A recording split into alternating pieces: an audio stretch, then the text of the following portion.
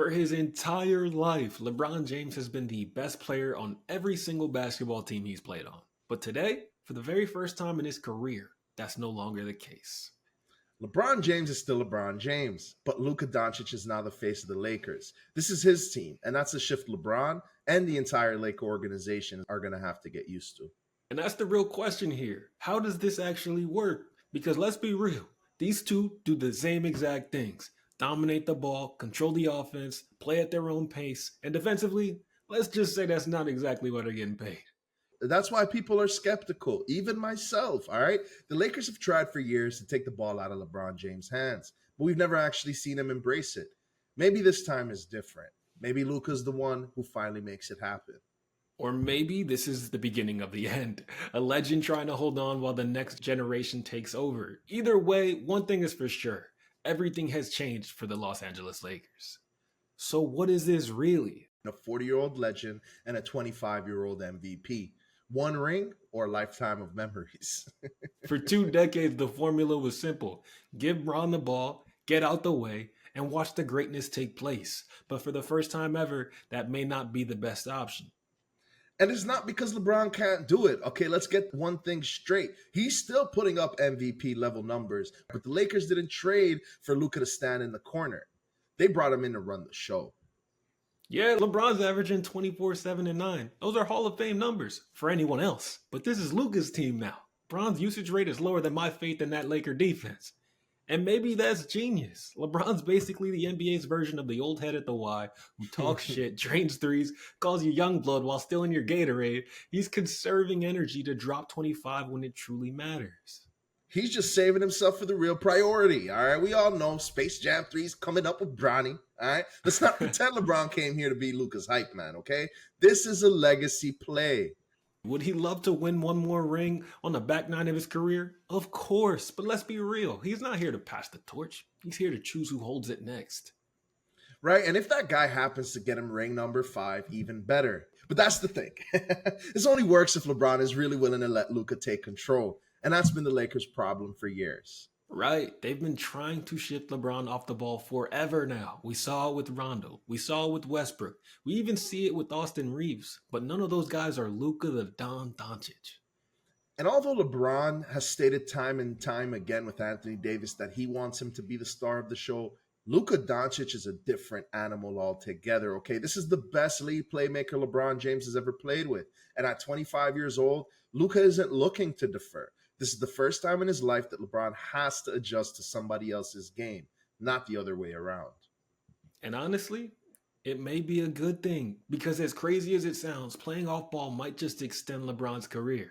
And I've said it time and time again, man. We have yet to see that Kareem-like descent at the end of his career for LeBron James. I think this is where it finally happens. So the question isn't if LeBron can adapt, it's will he? Because if he buys in, this might be the best thing that ever happened.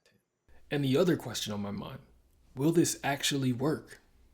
Either Luka and LeBron form the most unstoppable offensive duo since Shaq and Kobe, or this turns into a awkward timeshare where neither guy fully takes control.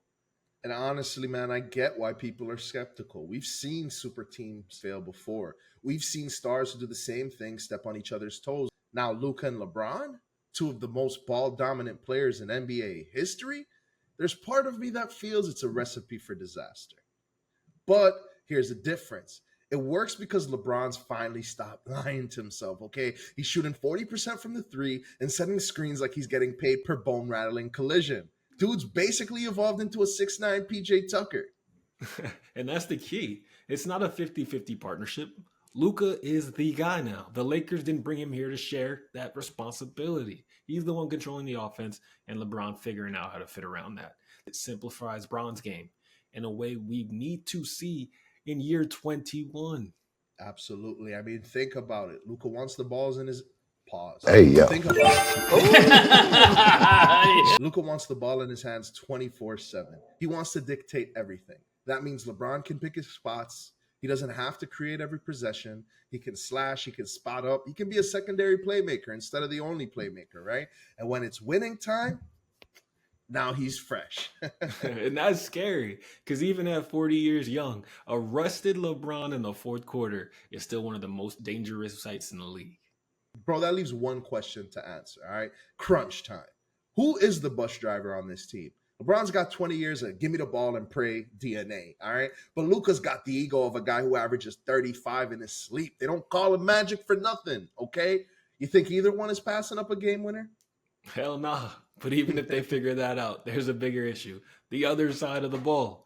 Because let's not gaslight ourselves. Their defense is softer than the Mavericks' PR statement after trading Luka. Opponents shooting 48% against them. That's higher than Luka's blood pressure after a missed call. And that's where JJ Redick's genius comes in, all right? He's hiding them on defense like they're his browser history, okay? Stick LeBron in the dunker spot, let Luka guard the worst shooter, and pray the other team doesn't notice. Boom. Problem solved the JJ way. Except it's not. Because when the playoffs come, somebody's going to have to take on real defensive assignments. And if they don't figure that out, all of this may not even matter. That's what makes this so interesting. Did the Lakers just build a short-term contender, or are they setting up their next dynasty? We won't know that answer for some time, but what we do know now is the Lakers didn't trade AD for Luka to just win a playing game. This is a legacy move. All right, guys, here's the cold truth. The Lakers are playing 4D chess while the rest of the league's stuck on Candy Crush. Luka's 25, LeBron's 40. By the time Bron's collecting Social Security, Luka's still in his prime, okay? This isn't a gamble. It's a hostage takeover of the next decade, okay? And let's not pretend this is all sunshine and rainbows. The Lakers gutted their depth for Luka. Their bench is thinner than Mavs' patience. After LeBron, they've got Austin Reeves and Bronny? Good luck. I mean, who cares, right? The NBA is a superstar league. Think Denver's crying about their depth when Jokic is dropping 30-point triple-doubles? Nah. Stars win chips, and the Lakers just paired a Ferrari with a DeLorean. That's facts. But let's be real. Bron is 40. He might be a superhuman, but eventually Father Time wins. If this trade was just about squeezing out one more title run before he retires, cool. But if the plan is actually to build a Luka-led Lakers dynasty, there's plenty of work to be done. The West is an absolute bloodbath. OKC's got Shea and Chet. Denver's got Jokic and a farm of 7-footers. And the Suns, they're one Devin Booker side-eye from becoming a Real Housewives reunion.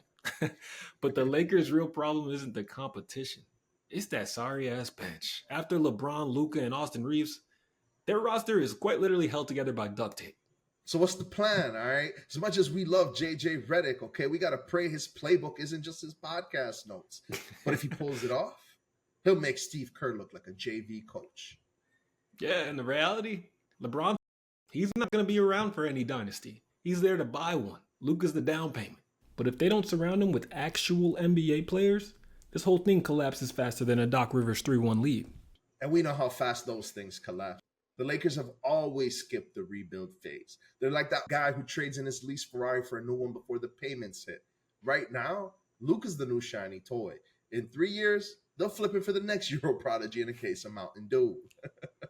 Bottom line here, this isn't about 2025. It's about 2030. The Lakers are betting that Luka's prime will outlast LeBron's hairline. If they're right, the league's for a decade. If they're wrong, at least we'll get a Last Dance sequel with some better Twitter memes. Absolutely. But here's the kicker. Even if this blows up, the Lakers still win. Okay, Luka's 25. They've got him locked up longer than Bezos' divorce lawyer. LeBron leaves? Cool. Luka's the face. LeBron stays? Cool. He's the GOAT sidekick. It sounds like a win-win to me. It's a no-brainer why the Lakers did it. Still don't understand why the Mavs did. Yeah, bro. And speaking about no-brainers, man, we got to tell you guys about a little website, and that's none other than evanalexandergrooming.com. Check them out for all your men's skin and hair care needs. Make sure you guys are plugging in that promo code hoop_plug_ for 10% off. For 20% off. 20% I had you guys on the edge of your seat. But as always, guys, appreciate y'all rocking with us. Thanks for supporting us. The channel's been going crazy lately. If you like this content, don't forget to like, subscribe, and show us some more love. As always, put some flavor in your ear.